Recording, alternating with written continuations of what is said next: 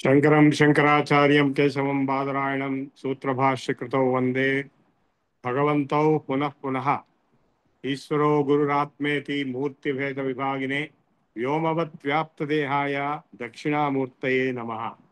శతశ్లోకి శంకరాచార్యుల వారి శతశ్లోకి అనేటువంటి ఉద్గ్రంథంలో అద్వైత సిద్ధాంతాన్ని విపులీకరిస్తున్నారు. మనం ఒక పార్ట్ ఆల్రెడీ కంప్లీట్ చేశాము.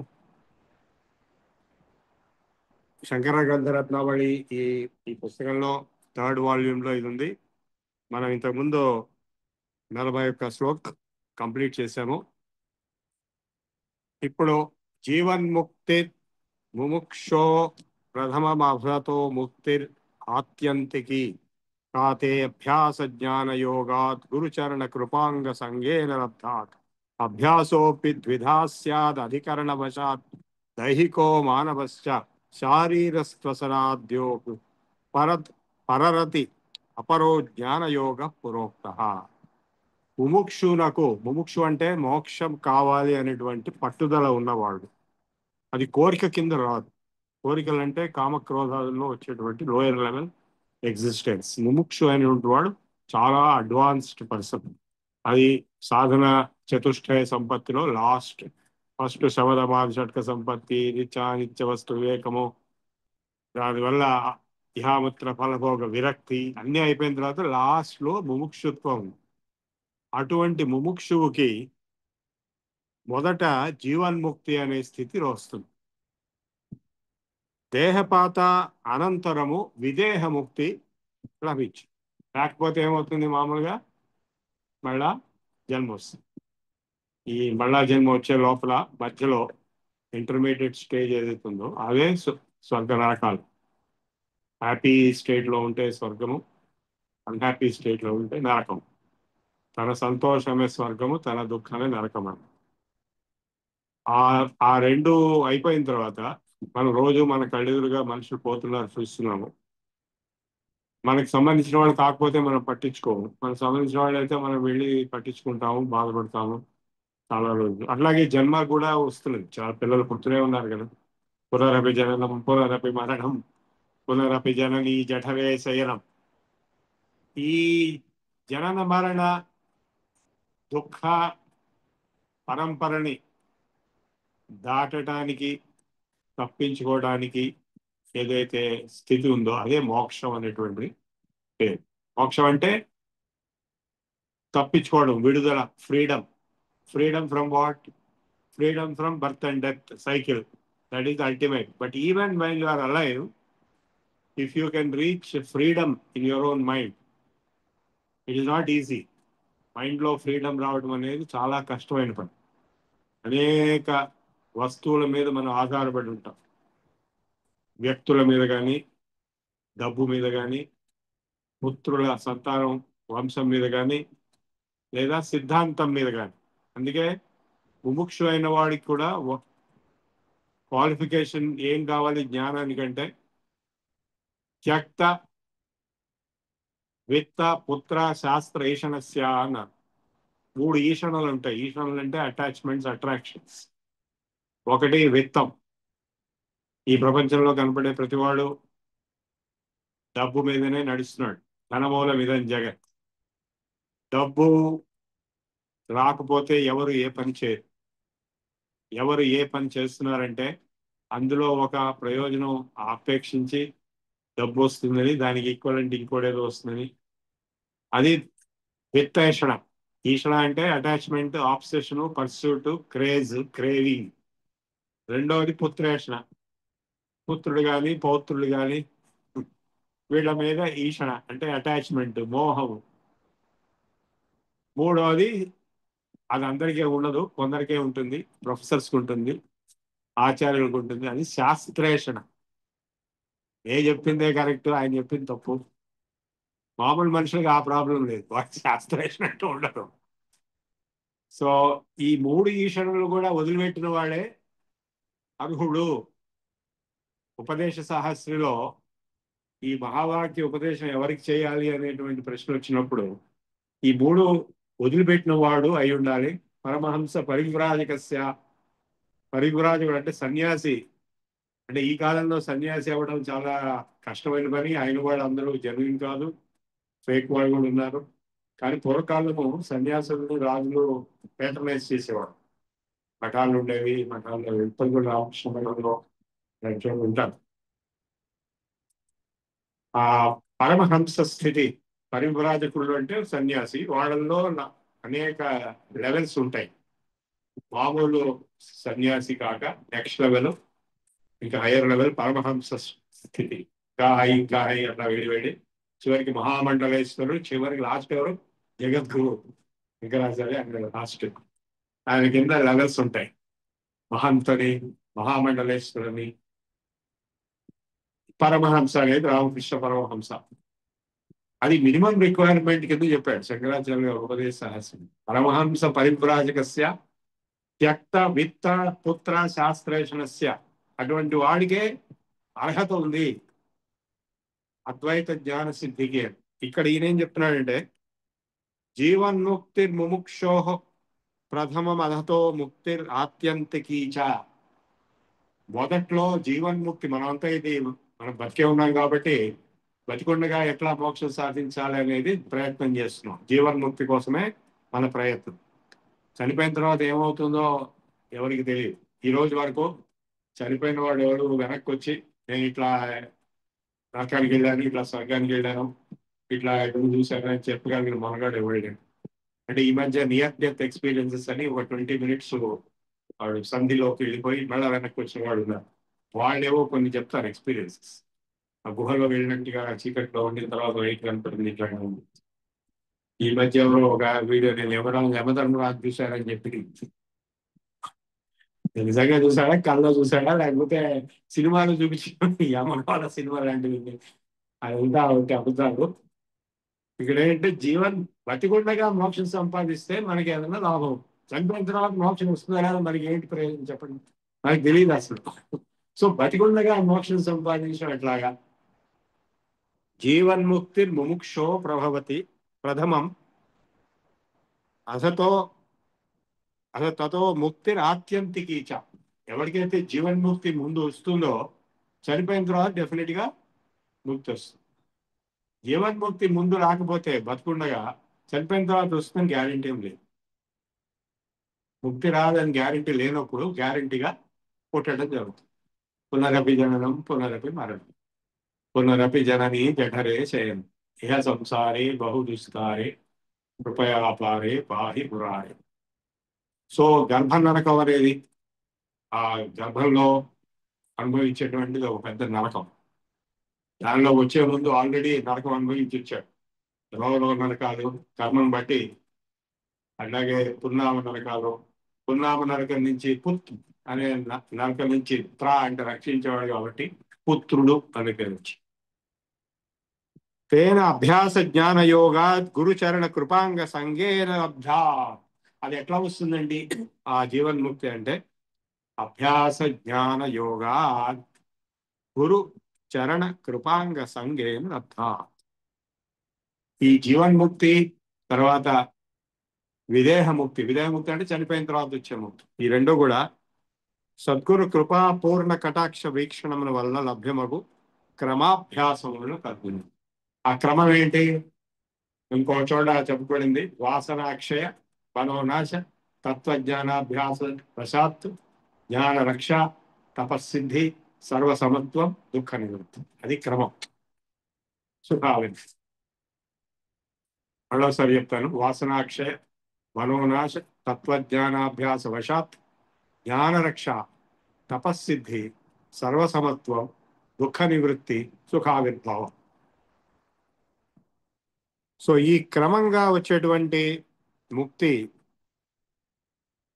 అటు పిమ్మట జ్ఞానయోగము వలనను ప్రాప్తములగు అభ్యాసము కూడా శరీరము మానసికము అనియు సా ఉపాధి భేదము చే ద్వివిధము. అభ్యాసం అంటే అభ్యాస యోగయుక్తేనా అని మన ఆరోధ్యాయంలో క్లియర్గా ఎక్స్ప్లెయిన్ చేశాడు. అభ్యాస యోగం అనేది ఒకటి ఉంది, అది శారీరకము మానసికము అని రెండు ద్వివిధము.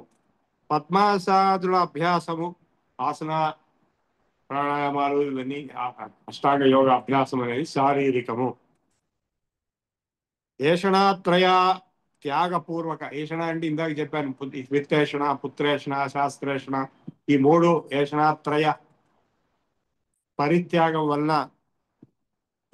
వచ్చేటువంటి సన్యాసము మానసిక అభ్యాసము. అంటే సన్యాసము అంటే మానసిక సన్యాసం ఉంది. సర్వకర్మాణి మనసా సన్యస్యాస్తే సుఖం వసి అని భగవద్గీతలో క్లియర్ గా చెప్పాడు. ఫిజికల్ గా సన్యాసం పుచ్చుకోవడం అనేది చాలా రిస్కీ ప్రపంచ్. ఎందుకంటే నిజంగా సన్యాసం అంటే అన్ని వదిలిపెట్టాలి. ఏం వదిలిపెట్టాలి? ఫ్యామిలీని వదిలిపెట్టాలి, ప్రాపర్టీస్ వదిలిపెట్టాలి, డబ్బు వదిలిపెట్టాలి, డెబిట్ కార్డు వదిలిపెట్టాలి, క్రెడిట్ కార్డు వదిలిపెట్టాలి. ఇంకా ఏమి మరి బట్టలు కూడా బట్టలు అంటే వేసుకుంటే వాళ్ళు అంగోటి కట్టుకోవాలి, లేకపోతే వాళ్ళు లుంగి కట్టుకోవాలి అంతే. అంటే వేసుకున్న బట్టలు నిన్న వేసుకునే తడిపారేసిన బట్టలు తప్ప రెండో మూడోది ఉండకూడదు. మా గురువు గారు శీలానందపాది అట్లాగే ఉండేవాడు. ఆయన పుట్టింది రాజకుటుంబంలో అయినా కూడా ఆయన వేసుకున్న బట్టలు ఉన్నాయి, దండం మీద ఆరుతున్న బట్టలు ఉన్నాయి, అంతే ఆయనకు ఉన్నవి. నయా పైస కూడా పెట్టుకోడు. రామకృష్ణపురంశ కూడా బంగారు నాణ్యాలు ఆయన పరుపు కింద పెడితే అవి తీసి మట్టిలో గంగలో పారేసేవాడు. ఆయనకి మంట పుట్టేది. సమరోష్ఠాశ్మ కాంచన. సో అట్లా ఉండడం ఎంత సాధ్యము ఈ కాలం? ఎంతమంది ఉన్నారు అట్లా సన్యాసులు అని చెప్పుకునే వాళ్ళు కూడా? ఎంతమంది అట్లా ఉంటున్నారు? ఎటువంటి సంపర్కం లేకుండా, ఎటువంటి వస్తువులతో కానీ, ఎటువంటి వ్యక్తులతో కానీ, ఎటువంటి సిద్ధాంతాలతో కానీ ఫేక్ సన్యాసిస్ వీళ్ళందరూ. గృహస్థుల కంటే రాజుల కంటే వీళ్ళే ఎక్కువ ఆస్తులు రాజ్యాలు పెట్టుకుని వెళ్తున్నారు. ఇదంతా పెద్ద ఫేక్. ఇది కలియుగం కాబట్టి కలికాలంలో అన్ని ఉల్టా జరుగుతాయి కదా. దొంగలు రాజులు అవుతారు, రాజులు దొంగలు. భాగవతంలో క్లియర్ గా చెప్పారు. బ్రాహ్మణుడు చండాలు అవుతారు, చండాలు బ్రాహ్మణులు అవుతారు.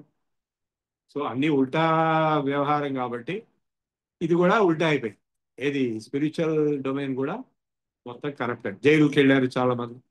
ఆశారాం బాపు జైల్లో ఉన్నాడు, రామ్ రహీమ్ సింగ్ జైల్లో ఉన్నాడు, ఎంతమందో జైలుకి వెళ్ళారు. శారీరకం ఏషణాత్రయ త్యాగపూర్వక సన్యాసము. అందుకే భగవద్గీత చెప్పింది మానసిక సన్యాసం అనేది బెస్ట్. అందుకే ఇక్కడ మానసిక సన్యాసం అంటే ఏంటి? ఏషణాత్రయ సన్యాసపూర్వకం అన్నారు. అంటే ఏంటి? మూడు వదిలిపెట్టే అటాచ్మెంట్స్: డబ్బు, పుత్రుడు, సంతానము, వంశము, ఫ్యామిలీ. మూడవది సిద్ధాంతం, థియరీ. ఇంకా ఏమీ ఉండదు. ఏమీ లేనప్పుడు తనలో తాను ఉంటాడు. ఎందుకు వదిలిపెట్టాలి? వదిలిపెట్టకపోతే దాని బట్టి పరిగెడుతుంది, ఇంకేం కనపడదు. బాలస్తావత్ క్రీడాసక్త, తరుణస్తావత్ తరుణీసక్త, వృద్ధస్తావత్ చింతాసక్త, పరే బ్రహ్మణి కోపి న సక్త. ఏషణాత్రయ త్యాగపూర్వక సన్యాసము మానసిక సన్యాసము, మానసిక అభ్యాసము. ఆసన ప్రాణాయామాలు శారీరక అభ్యాసం. ఈ జ్ఞానయోగము పూర్వము మిక్కు తెరుగుల నిర్వహింపబడినది. జ్ఞానయోగ పురోక్త.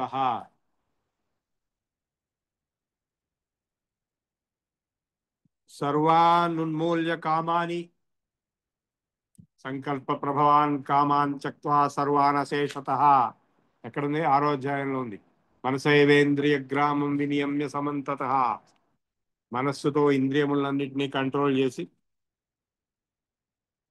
మనస్సుని నిలిపేయి అని చెప్పాడు. అదే యోగం అని చెప్పారు.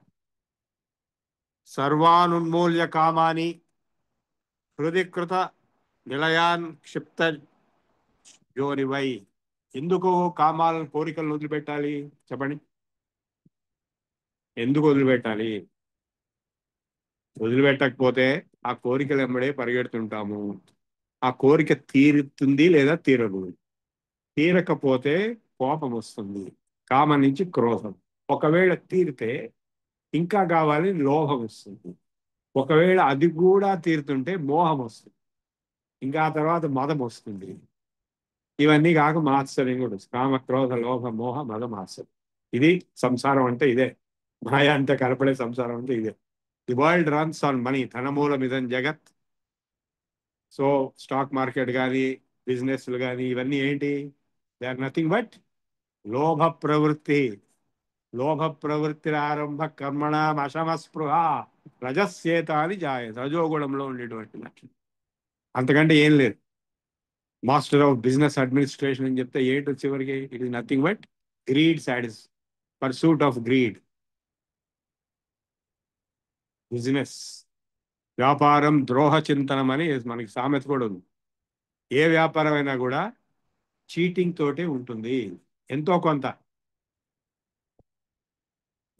కోరికలు వదిలిపెట్టకపోతే డెఫినెట్గా మళ్ళా జన్మ వస్తుంది. ఈ జన్మలో కోరికలు తీరట్లేదు, చివరికి మళ్ళా జన్మలో కోరికలు తీర్చుకోవాలి. ఈ జన్మలో తీరని కోరికలన్నీ వచ్చే జన్మకి పోస్ట్ పోన్. జన్మ వచ్చేదే అందుకు. మీరు జాగ్రత్తగా ఆలోచిస్తే మన జన్మలే కాదు, ఈ ఈ ఒక జన్మలో కూడా మనకు వచ్చిన కొత్త కొత్త జన్మలన్నీ ఏది, రకరకాల ఉద్యోగాలు, రకరకాల స్థితిగతులు, రకరకాల పొజిషన్స్ ఏవైతే మనం సంపాదించామో రిటైర్మెంట్ తర్వాత కానీ రిటైర్మెంట్ ముందు కానీ, అవన్నీ కూడా మన కోరిన కోరికల వల్లే వచ్చినాయి. దానికి ఏం సందేహం లేదు. సో ఏం జరిగినా జీవితం మొత్తం కోరిక మీద కామం మీదనే ఆధారపడి. ఈ జన్మలో కోరికలు వదిలిపెట్టకపోతే ఆ చనిపోయేటప్పుడు ఏవే కోరికలు అయితే మిగిలి ఉన్నాయో తదనుసారము ఏ కోరికలు ఎక్కడ మీకు పట్టి లాగుతున్నాయో అక్కడే మళ్ళా మీరు జన్మనెత్తవలసి వస్తుంది. ఆ జన్మనెత్తి మళ్ళా కోరికలన్నీ తీర్చుకోవాల్సి వస్తుంది. అంతటితో అయిపోతున్నాయంటే ప్రాబ్లం ఎక్కడుంది? ఆ ప్రాసెస్ లో కొత్త కోరికలు మొదలు. అందుకే జన్మ పరంపర, పునరపి జననం పునరపి మరణం పునరపి జననీ జఠరే శయనం. జననం అంటే అదేదో రిటైర్ అయిపోయినట్టు కాదు, మళ్ళా గర్భ నరకం అనుభవించాలి. ఫస్ట్ చనిపోయిన తర్వాత యమలోకంలో నరకం అనుభవించాలి, మళ్ళా పుట్టినప్పుడు గర్భ నరకం అనుభవించాలి. ఆ గర్భంలో ఉన్న శిశువు ఏమనుకుంటాట, అయ్యో నేను ఎన్ని పాపాలు చేశాను, అనవసరంగా ఇన్ని కోరికలు పెట్టుకుని మళ్ళా జన్మ వస్తుంది నాకు, ఈసారి మటుకు ఏమండి పొట్టలో ఉన్నటువంటి బిడ్డ అనుకునేటువంటి ఆలోచనలు ఏంటంటే చాలా పొరపాట్లు చేసి మళ్ళా ఈ గర్భంలో జన్మ వస్తుంది నాకు, ఈ గర్భ నరకం అనుభవిస్తున్నాను, ఈసారి పుట్టిన తర్వాత మళ్ళా పొరపాటు చేయను, మళ్ళా కోరికలు పెట్టుకోను, మళ్ళా ఈ మాయా మోహ ప్రపంచంలో అమ్మడంలో పడను అని అనుకుంటాడ. కానీ ఏమవుతున్న తర్వాత పుట్టిన వెంటనే మొత్తం మర్చిపోతాడు. మాయాశక్తి పెద్దగా ఏడుస్తాడు, నేను పుట్టాను లోకం నవ్వింది, నేను ఏడ్చాను లోకం, నేను నవ్వాను లోకం ఏడ్చింది. పెద్ద అవుతాడు.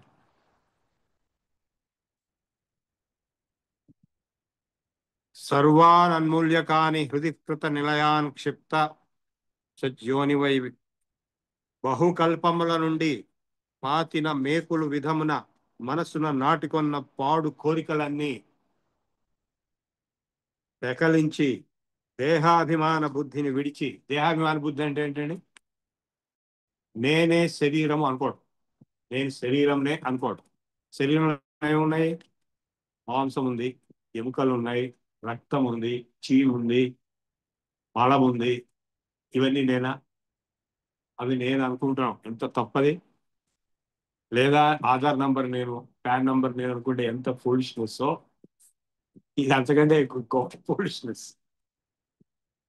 బహుకల్పముల నుండి అంటే ఇప్పుడు ఈ జన్మ ఇప్పుడు వచ్చిందంటే ఇంతకుముందు జన్మలు వచ్చి ఉండాలి కదా, అంతకుముందు ఇంకో జన్మలు వచ్చి ఉండాలి కదా, అంతకుముందు జన్మలు వచ్చి, బహుకల్పముల నుండి పాతిన మేకులు లాగా మనస్సున నాటుకొని ఉన్న పాడు కోరికలన్నిటినీ పెకలించి దేహాభిమాన బుద్ధిని విడిచి చిత్తమును ఆత్మాభిముఖము చేసినచో చిత్త చాంచల్యము దూరమగును. దానికోసమే ఈ శాస్త్రాధ్యయనం చేస్తున్నాము. అట్లు చిత్తాయికాగ్రత పొందిన జీవన్ముక్తులకు మనుజుడు సుకృతాతిశయ సంపన్నుడై ఆత్మసుఖ ఆనంద అనుభవ మగ్నుడగుచు నీల శ్వేతాదుల వర్ణములు కల వాడికల కూడికతో చిత్ర విచిత్రముగా శోభిల్లుచు అమృతధారలు గురియు గట్టియు ఉన్నతమును సహస్రదళ విభ్రాజితమునకు బ్రహ్మరంధ్రమును అంటే సహస్రాలను బ్రహ్మరంధ్రమును దాన్ని పొందుతాడు యోగ సిద్ధిలో. ఇప్పుడు ఈ మనస్సుని కంట్రోల్ చేయటం అనేది, తనలో తాను ఉండిపోవటం అనేది, ఇవన్నీ కూడా యోగ శాస్త్ర నిర్వచనములు. ఆత్మస్థ యోగ అని డెఫినేషన్ ఉంది. యోగం అంటే ఏంటి అంటే తనలో తాను ఉండటము, మనస్సును ఆపేసి మనో నిలయం చెంది. అందుకే ఇందాక సీక్వెన్స్ చెప్పాయి కదా, క్రమం వాసనాక్షయ మనోనాశ తత్వజ్ఞానవశాత్తు జ్ఞాన రక్ష తపస్సిద్ధి సర్వసమత్వం దుఃఖ నిముక్తి సుఖావిర్భావం. అది సీక్వెన్స్, క్రమం, ముక్తి క్రమం.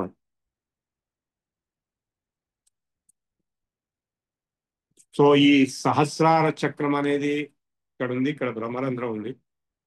అక్కడికి వెళ్ళిపోయి అక్కడి నుంచి ప్రాణం పోతే డెఫినెట్ గా మోక్షం. 8వ అధ్యాయం భగవద్గీతలో దీని గురించి క్లియర్ గా చెప్పారు. సర్వద్వారాణి సంయమ్య మనోహృతి నిరుధ్య చ మూర్ధన్యాధాయ ఆత్మానః ప్రాణం ఆస్థితో యోగధారణం ఓమిత్యేకాక్షరం బ్రహ్మ వ్యాహరన్ మాం అనుస్మరన్ య ప్రయాతి త్యజం దేహం సయాతి పరమానందం. మామూలుగా అందరూ నవరంధ్రాలలోంచి ప్రాణం పోగొట్టుకుంటారు. నవరంధ్రాలైనా అందులో అధో ఇంద్రియములతోటే ప్రాణం పోతుంది సాధారణంగా. వాళ్ళు డెఫినెట్ గా నరకానికి వెళ్తారు, మళ్ళా జన్మ వస్తుంది. కళ్ళల్లోంచి ప్రాణం పోయిందంటే కొద్దిగా హయ్యర్ లెవెల్. బ్రహ్మరంధ్రంలోంచి వివేకానంద ఇట్లాంటి వాళ్ళందరూ బ్రహ్మరంధ్రంలోంచి ప్రాణం. ప్రాపశ్యద్ విశ్వమాత్మేత్యహమి పురుష శోకమోహాద్యతీత శుక్రం బ్రహ్మాధ్య గచ్చత్ ఖలు సకల విద్వత్ సర్వసిద్ధాస్మదం హి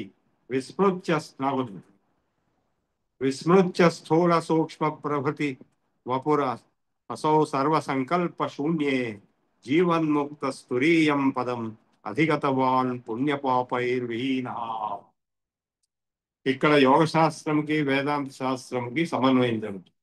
మామూలుగా ఏం జరుగుతుంది బయట, యోగ శాస్త్రం నేర్పించే వాళ్ళు వేదాంతం మాట్లాడరు, వాళ్ళకి రాదు.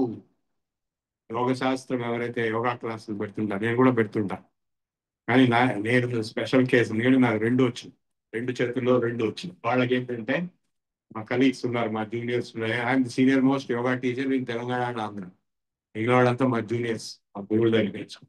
వాళ్ళు ఏంటంటే ఒక జిమ్నాస్టిక్స్ లాగా చేస్తారు. అందుకే వేమన వీళ్ళ మీద ఒక పద్యం రాసి, సాము జట్టి కంటే చింతాకు తక్కువ. సాము అంటే ఈ జిమ్నాస్టిక్స్ ఉంటారు కదా, సర్కస్, వాళ్ళకంటే వీళ్ళు ఒక చింతకు తక్కువేనని చెప్పారు. వీళ్ళు చేస్తుంటారు అంతేగాని వీళ్ళకి ఎటువంటి జ్ఞానం ఉండదు. మీరు వీళ్ళు మాట్లాడి చూడండి, ఆత్మజ్ఞానం మోక్షం ఏమి రాదు. ఎగ్జాక్ట్లీ ఆపోజిట్ ఇటువైపు రామకృష్ణ మఠ్, చిన్మయ మిషన్, ఆర్ష విద్యాపీఠ్ ఇలాంటివన్నీ వాడు ఉండి తిరిగి చెప్తారు. పరిషత్తులు చదువుతారు, క్లాసులు అటెండ్, లెక్చర్స్ ఇస్తారు. ఒక్క ఆసనం కూడా రాదు, హెల్త్ కూడా బాగుంది. పెద్ద పెద్ద స్వామీజీలు, దయానంద సరస్వతి ఆర్ష విద్యాపీఠ్ చిన్మయ శిష్యుడు, ఆయన పరిస్థితి ఏంటి, ఆయన పోయేటప్పుడు ఆయన లాస్ట్ డేస్ లో ఆయన ఎత్తి పెట్టుకోవాల్సి వచ్చింది. మనిషిని మొత్తం ఎంత, ఆయన నిలబడి అంటే హెల్త్ ఉండదు. అందుకే ఆయన ఇందాక శారీరకమైన దానికి ఆసన ప్రాణాయామాలు అని చెప్పాడు. అంటే 2 ఉన్నప్పుడే మనకి పనికొస్తుంది.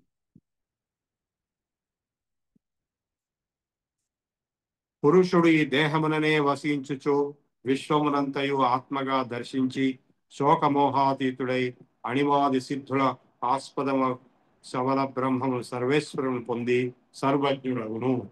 యోగ సూత్రాల్లో సిద్ధి, సమాధి పాదంలో, విభూతి పాదంలో సిద్ధులన్నీ చెప్పబడ్డాయి. అణిమా గరిమా లగిమా మహిమా ప్రాకామి ఈశత్వ వశత్వం. అంటే మామూలు వాళ్ళకి ఎవరికేం రావాలి, ఎక్కడో కోట్లల్లో ఒకరికి ఉంటాయి. సిద్ధ పురుషులు ఉంటారు, మా గురువులు, వాళ్ళ గురువులు, వాళ్ళ గురువులు, అట్లాంటి వాళ్ళు. సో వాళ్ళు 100 సంవత్సరాలు బతకగలరు, పరకాయ ప్రవేశం చేయగలరు, వాళ్ళు ఏం తలుచుకుంటే అది చేయగలరు.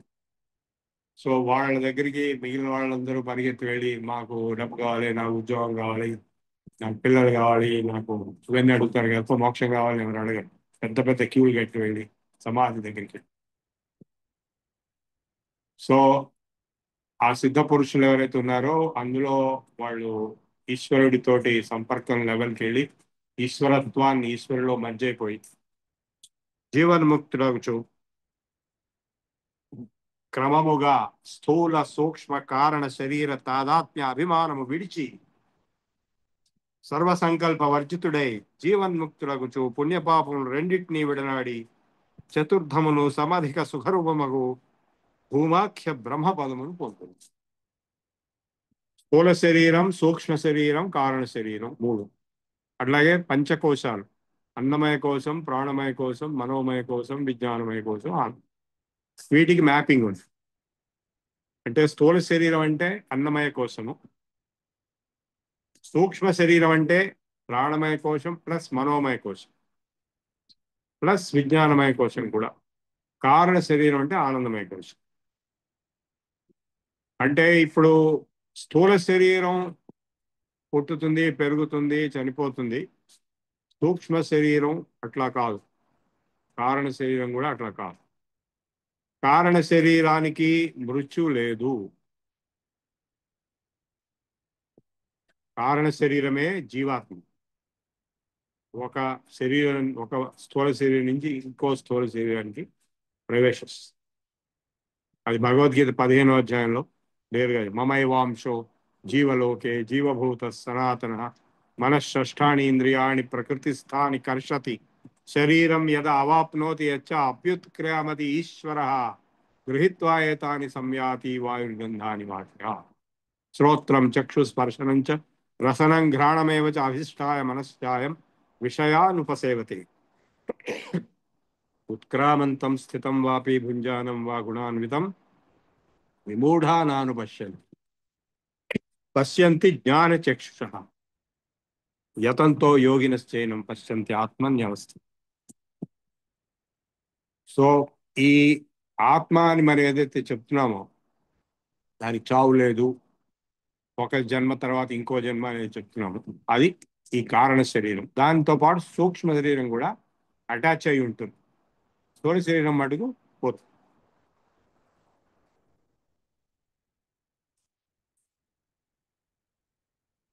యత్వాకారావృత్తౌ ప్రతిఫలతి యువా దేహమాతావృతోసి తద్ధైర్మ్యా ధర్మైర్బాల్యవార్ధ్యాభిః అనుపహతః ప్రాణ ఆవిర్భూవ శ్రేయాన్ సాధ్యస్తమేతం సంనిపుణమతయః సత్యసంకల్పభాజో అభ్యాసాద్దేవయంతః పరిణత మనసా సాకం ఊర్ధ్వం నయంతి. ఆత్మ చైతన్యము సత్వరూపమగు అంతఃకరణమున ప్రతిఫలించి చిదాభాస రూప వశీ రూపశీభాకృతి కొని శరీరేంద్రియ పరివృతుడగుచు ఆ శరీర ధర్మములను బాలవార్ధక్యాదులతే వృద్ధి క్షయ రూప పరిణామమును పొందక నిశ్చయవనోపేతుడై విరాజిల్లుచు ముఖ్య ప్రాణ రూపమును ఆవిర్భవించును. ఆత్మ చైతన్యము, ఆత్మ అంటే ఏంటి? చైతన్యం, కాన్షియస్నెస్. సత్వరూపమగు అంతఃకరణమున, సత్వగుణ రూపంగా ఉన్నటువంటి అంతఃకరణములోనే అది ప్రకాశిస్తుంది. మిగిలిన వాటిలో ఏమవుతుంది? ఆవరింపబడి ఉంటుంది. తమో గుణం రజోగుణంతో ఆవరింపబడి ఉండడం వల్ల ఆత్మ అనుభూతికి రాదు.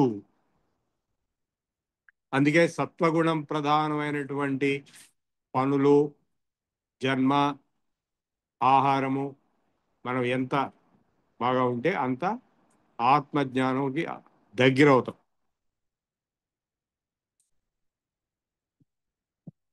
అంతఃకరణమున ప్రతిఫలించి చిదాభాస రూప శీభాకృతిని గైకొని శరీరేంద్రియ పరివృతుడు అగుచు.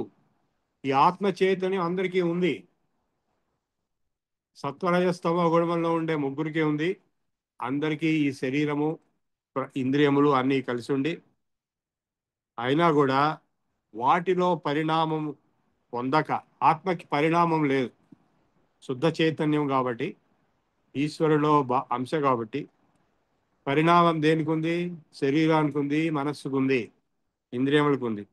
నిత్య యవనోపేతుడై విరాజిల్లుచు ముఖ్య ప్రాణ రూపముగా ఆవిర్భవించును. ఆ ప్రాణము సర్వోత్కృష్టము, అందుచే ఉపాస్యము నగును. కనుక ప్రాణం గురించి ప్రాణో బ్రహ్మే త్రిజానీయా తైత్రయోపనిషత్తులో ప్రాణము చాలా ఇంపార్టెంట్. అది బ్రహ్మమనే చెప్పబడుతున్నది. ఆ ప్రాణము యోగ శాస్త్రాది విచార నిపుణులైన మహాయోగులు నిత్య సత్య సంకల్పులై యమ నియమాది అభ్యాస పాఠవముచే మనసును పరిపక్వము గావించి ఉపాసించు ఆ పరిపక్వ అంతఃకరణంతో పాటు ప్రాణములు కూడా ఊర్ధ్వభూతము కోల్పోదును. మామూలుగా మీరు ఉపన్యాసాలు వేదాంత శాస్త్రంలో వింటే ఎవరు యోగం గురించి మాట్లాడు. ఈవెన్ గొప్ప గొప్ప గ్రంథాల్లో కూడా సర్వేపల్లి రాధాకృష్ణన్ గారు బర్త్డే ఇవాళ, వారు ప్రిన్సిపల్ ఉపనిషత్స్ అని ఇంతలో పుస్తకం రాశారు. ఇండియన్ ఫిలాసఫీలో ఆయన #1. అందుకే ఆయన ambassador to US, ambassador to Russia, and then finally he was president of India. వాళ్ళందరూ రాసినటువంటి వ్యాఖ్యానాల్లో, ఈవెన్ శంకరాచార్య గారు రాసిన వ్యాఖ్యానాల్లో ఈ యోగ శాస్త్రం గురించి వేదాంత శాస్త్రంలో ఉండదు. కానీ శంకరాచార్యులు గారు ఈ గ్రంథంలో, కొన్ని గ్రంథాల్లో యోగ శాస్త్రం కూడా చెప్తున్నాడు. ఎందుకు చెప్పండి? ఎందుకంటే మనం ఏవైతే ఉపనిషత్తులు అని మనము జ్ఞానం అనుకుంటున్నామో, వాళ్ళకి ఇప్పుడు భృగు ఉన్నాడు తైత్రీయ ఉపనిషత్తులో, ఇంకో చోట ఉద్దాలకుడు ఉన్నాడు, ఇంకో చోట నచికేతుడు ఉన్నాడు, ఇంకో చోట ఇంకోళ్ళు ఉన్నారు. వాళ్ళందరికీ ఎట్లా వచ్చింది ఆ జ్ఞానం? ఇప్పుడు శ్రీకృష్ణుడి వాళ్ళు ఇక్కడికి వచ్చి ఒక లెక్చర్ ఇచ్చాడు అనుకోండి, భగవద్గీత రిపీట్ చేస్తాడా? భగవద్గీత భక్తి యోగా అని చెప్పి మళ్ళీ చెప్తాడు? మనం చెప్తాం అట్లా, ఎందుకంటే మనకు ఒరిజినాలిటీ లేదు. శ్రీకృష్ణుడు ఒక లెక్చర్ ఇస్తే ఇవాళ కొత్తగా చెప్తాడు కానీ పాత చెప్పడు. సో ఉపనిషత్తుల్లో చెప్పిన వాళ్ళు వాళ్ళ ఓన్ అండర్స్టాండింగ్, ఓన్ ఎక్స్పీరియన్స్తో చెప్పారు. అంతేగాని వేరే వాళ్ళు చెప్పింది కాపీ కూడా చెప్పడం కాదు. మన వాళ్ళు రాసిన గ్రంథాలు ఏంటంటే వేరే వాళ్ళు చెప్పింది కాపీ కూడా రాయటమే, ఓన్ ఎక్స్పీరియన్స్ ఏం లేదు. సో ఆ ఓన్ ఎక్స్పీరియన్స్ ఎట్లా వస్తుంది? యోగాభ్యాసంతో వస్తుంది. సో ఈ యోగాభ్యాసంతో వచ్చినటువంటి ఎక్స్పీరియన్స్ ద్వారా వచ్చినటువంటి జ్ఞానమే వేదాంత జ్ఞానం కింద క్రోడీకరింపబడింది అనేది ముఖ్యమైనటువంటి సారాంశం. ప్రాయో అకామోస్తకామో నిరతిశయ సుఖాయ ఆత్మకామస్తదాసౌ తత్ప్రాప్తావాప్తకామస్థితః చరమదశః తస్య దేహావసానే ప్రాణా ప్రాణానైవోత్క్రమంతి క్రమవిరతిమితా స్వస్వహేతౌ తదానీం వాయం జీవో విలీనో లవణమివ జలే అఖండ ఆత్మైవ పశ్చాత్. ఐహిక పారలౌకిక భోగమునందును ఎట్టి కోరికలు లేనివాడు నిష్కాముడు. కోరికలు వదిలిపెట్టమని ఎందుకు చెప్తున్నావు? కోరికలు ఉంటే అది బంధం కింద మళ్ళా జన్మం తెస్తాయి. ఈవెన్ ఆముష్మికమైనటువంటి కోరికలు అంటే స్వర్గంలో ఇన్ని రోజులు ఉండాలి, ఇది చేయాలి అనేటువంటి కోరిక కూడా పనికి రాదు, ఎందుకంటే అది కూడా టెంపరీ, అది కూడా ఒక బంధమే. నిరతిశయ సుఖమును కోరువాడు అంటే పర్మనెంట్ ఎండ్లెస్ ఇన్ఫినిట్ బ్లిస్, నిరతిశయ సుఖమును కోరువాడు ఆత్మకాముడును అపరోక్షాత్మానుభవము నొంది ఆత్మస్వరూప నిష్ఠితుడును అగువాడు ఆప్తకాముడును అగును. ఆప్తకాముడగు ఆ జీవన్ముక్తులకు దేహపాత అనంతరము ఉపాసకులకు విద్వాంసులకు వలె సచ్చిరాది మార్గమున ఊర్ధ్వలోక గమనముండదు. అందుచే ఆ జ్ఞాని యొక్క వాగాది ప్రాణములు ఉత్క్రమణము చెందక క్రమముగా స్వస్వోపాదాన కారణములకు ఆయా అధిష్టాన దేవతల యందు నీటి యందు ఉప్పు వలె లయము చెందు. మోక్ష స్థితి ఎలా ఉంటుంది చెప్తున్నాడు. అంటే పంచభూతాలు దేవతలే కాక వేరే దేవతలంతా ఉన్నారు, హయ్యర్ దేవతలు. ఆ దేవతల్లో లయమైపోతున్న అతని దగ్గర ఉన్నటువంటి ఎక్విప్మెంట్ అంతా, శరీరం, మనస్సు, బుద్ధి. శరీరం ఏముంది, పంచభూతాలు లయమైపోతుంది. మనస్సు, బుద్ధి, అహంకారం ఇవన్నీ కూడా అధిష్టాన దేవతల యందు, నీటి యందు ఉప్పు వలె, నీటిలో ఉప్పేస్తే ఎట్లయితే కరిగిపోతుందో లయం చెందును. పిదప స్వప్రకృతులతో పాటు వాగాది కళలు పురుషుని యందు లయం చెందును. ఇట్లు సర్వము లయము చెందిన అనంతరము ఇక జీవుడు ఎందు ఉంటుంది. ఎక్కడున్నట్టు జీవుడు లేదు, బ్రహ్మీభూతులయం అని చెప్తారు. అఖండాత్మ ఒక్కటే విరాదు. అంటే ఇండివిజువాలిటీ అనేది డిజాల్వ్ అవుతుంది. ఇట్లా కాకుండా మీలో వాళ్ళందరికీ ఏంటి, ఇంక్లూడింగ్ విద్వాంసాస్, అదే చెప్పాడు ఓన్లీ థియరీ. వాళ్ళందరికీ మళ్ళా ఇతర లోకాలకు వెళ్తాము, ఇతర లోకాల్లో ఆ పాప పుణ్యకృతాన్ లోకాన్ చిత్వా శాశ్వతీ సమా శుచీనాం శ్రీమతాం గేహే యోగ భ్రష్టో అభిజాయతే తత్ర తం బుద్ధి సంయోగం లభతే పౌర్వదేహికం పూర్వాభ్యాసేన తేనైవ క్రియతే అవశోపి సహ జిజ్ఞాసురపి యోగస్య శబ్ద బ్రహ్మాతి వర్తతే ప్రయత్నాద్యతమానస్తు యోగి సంసిద్ధ కిల్బిష అనేక జన్మ సంస్పర్శ తతో యాతి పరాం గతి. తపస్విభ్యో అధికో యోగి జ్ఞానిభ్యశ్చ మతోధిక కర్మిభ్యశ్చ అధికో యోగి తస్మాత్ యోగి భవ అర్జున. సో ఇక్కడ ఏమవుతున్నది, ఎవరైతే మోక్షాన్ని పొందలేరో, కృష్ణుడిని అర్జునుడు అడిగిన క్వశ్చనే, ఆరో అధ్యాయంలో లాస్ట్ లో క్వశ్చన్ అడిగాడు. యోగాభ్యాసం చేస్తూ, అంటే సాధన చేస్తూ చేస్తూ చివరికి ముక్తి పొందకలేక ఫర్ సమ్ రీజన్ ఫెయిల్ అయిపోతే, చనిపోతే ఏం జరుగుతుంది? అది చేసినంతా వేస్ట్ అయిపోతుందా, మళ్ళా మొదలెట్టాలా అని అడిగాడు. అదే ఆయన జవాబు చెప్పింది, పాప పుణ్యకృతాన్ లోకాను చిత్వ. ఇక్కడ మామూలుగా ఏంటంటే ఈ చిత్రగుప్తుడు అనేవాడు అన్ని రికార్డ్ చేస్తాడు.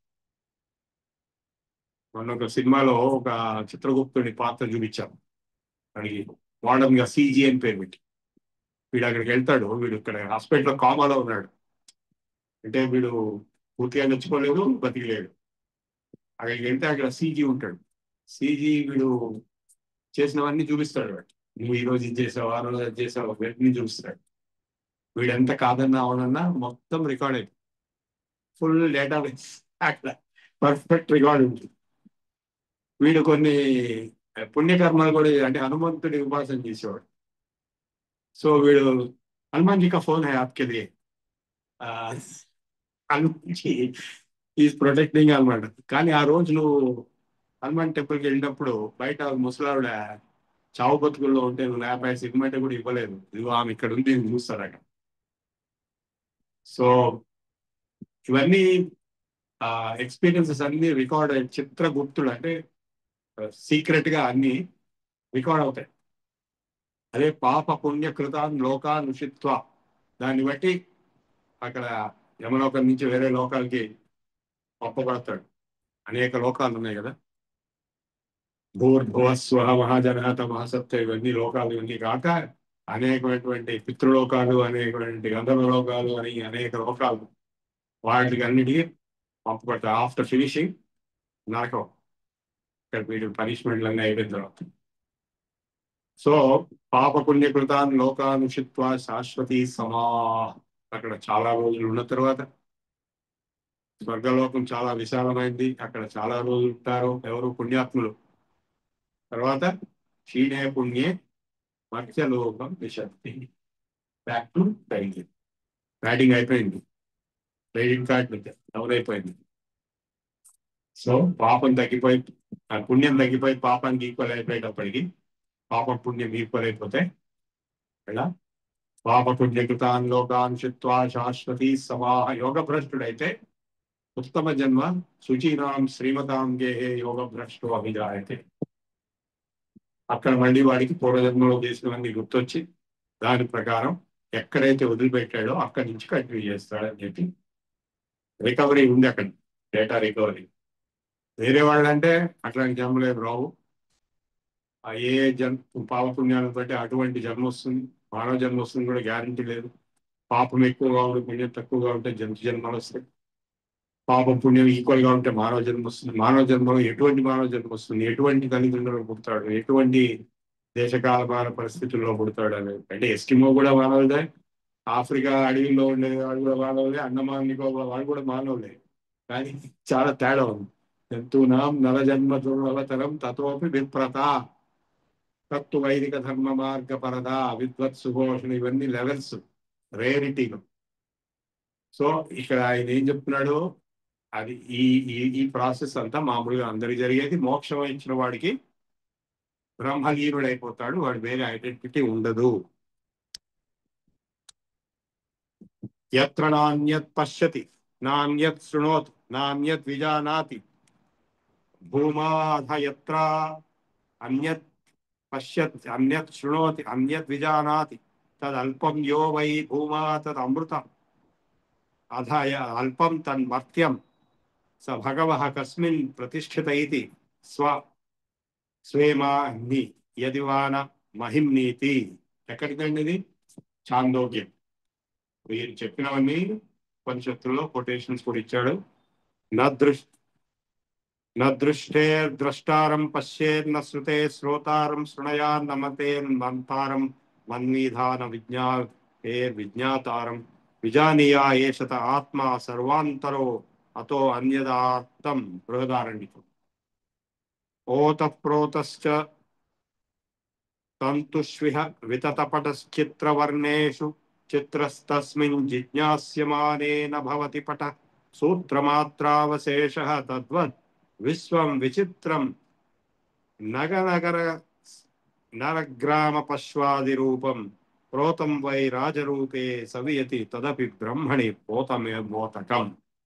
చిత్రవర్ణములు గల వస్త్రం, చిత్ర విచిత్రములైన వర్ణములు గల దారములందు ఓతప్రోతమై పడుగు పేకల రూపమున నుండును. దాన్ని పరిశీలించినచో తంతువులు వేరు, వస్త్రము వేరు కాదు. సూత్రము కంటే భిన్నముగా ఏది అట కానరాదు.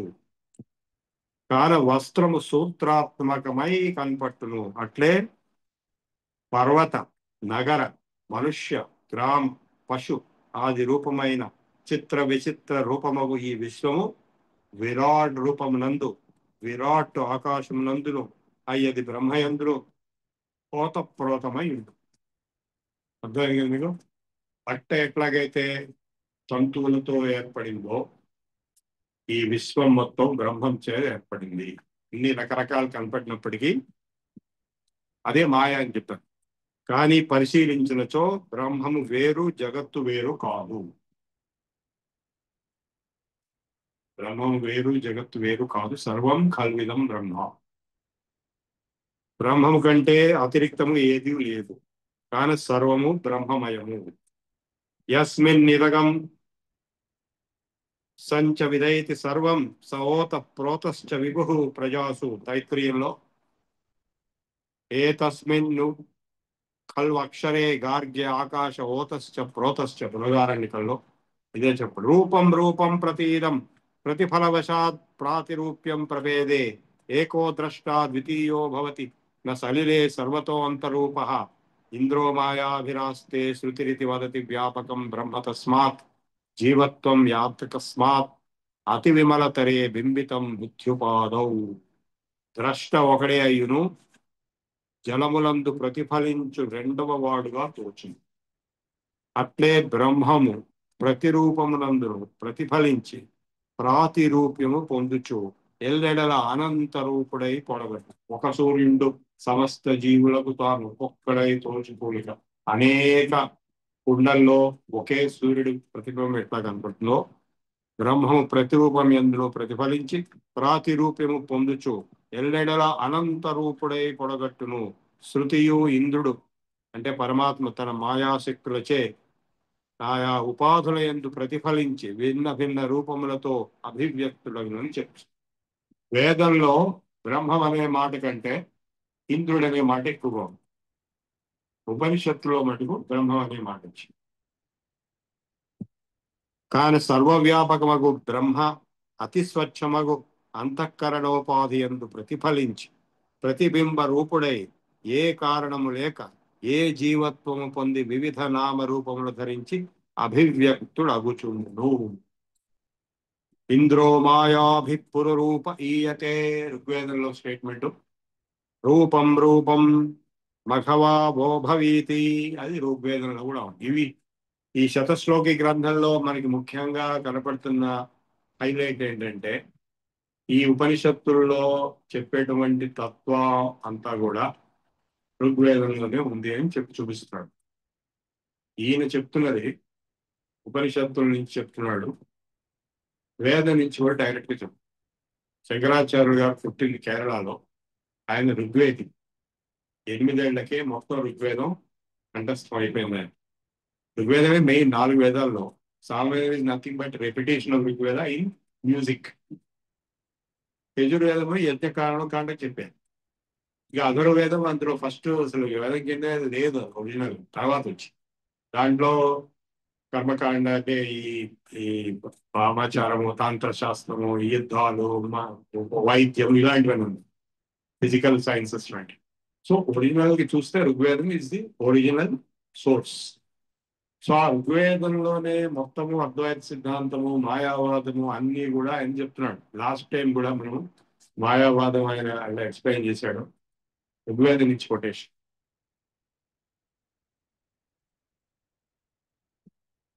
తజ్జా పశ్యంతి బుద్ధ్యా పరమవనతో మాయయా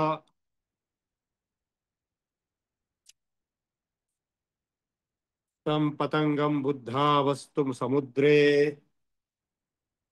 ప్రతిఫలితమదీస్యాదం ఏసంతం యద్ దృగ్యావానుపాధి ప్రతిఫలతి యువా బ్రహ్మ తస్మిన్ యథాస్వం ప్రాప్తాదర్శానురూప తం ప్రతిఫలతి యథావస్థితం సత్వదైవ ముఖమో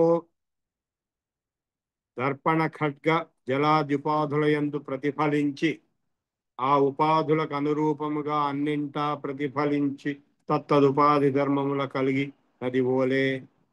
అద్దంలో కానీ నీళ్లలో కానీ మన ముఖం ఆయా ఉపాధి ధర్మాలను పొందినట్టుగా భిన్నాకృతులతో కనపట్టియు తత్తదుపాధుల యందు తత్తదనురూపముగా భిన్న కృతులతో ప్రతిఫలించియు స్వస్వరూపముల ఏకాకృతి వెలుగుచుండును. ఒకటే ముఖం కదా, కానీ రకరకాలుగా కనపడుతుంది. ఎందుకు?